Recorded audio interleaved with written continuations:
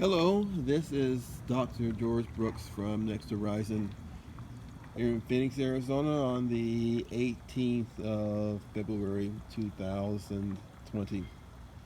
And I like sitting by the aquaponics and watching the plants grow and looking in the fish tank and watching the fish grow and listening to the gentle sounds of the bubbles or of the neighborhood. But there is also something I'd like to talk to you about briefly. You know that this project is designed to try to emulate the production they got in the old Victory Garden so long ago.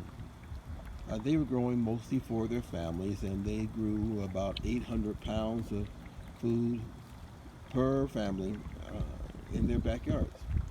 And they used a lot of space that we don't have these days, but in using two of these pools, we believe that we can emulate that 800 pounds.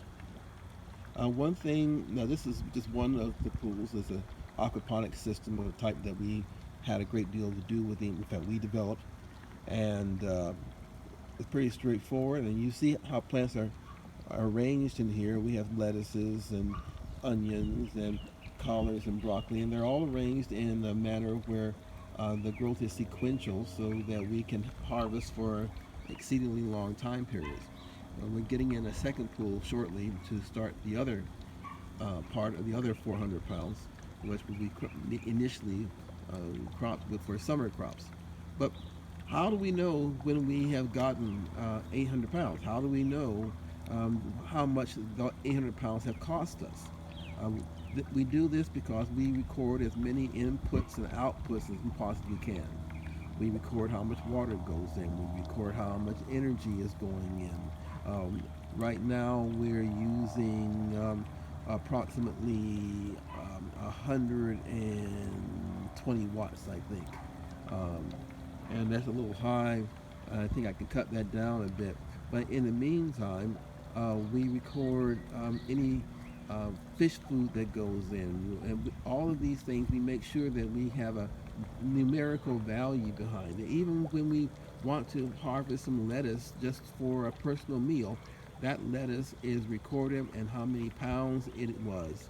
So we know exactly or reasonably exactly how much food that we actually produced, how long it took, the day it was planted, and how much it cost us based upon water and any other inputs to produce.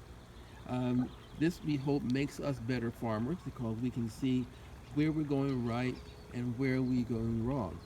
And one thing I'd like to ask you is if you record in the same manner, write it down, put it down in the comments, either on Facebook or YouTube, so that others can see how you do it and how this makes you a better farmer.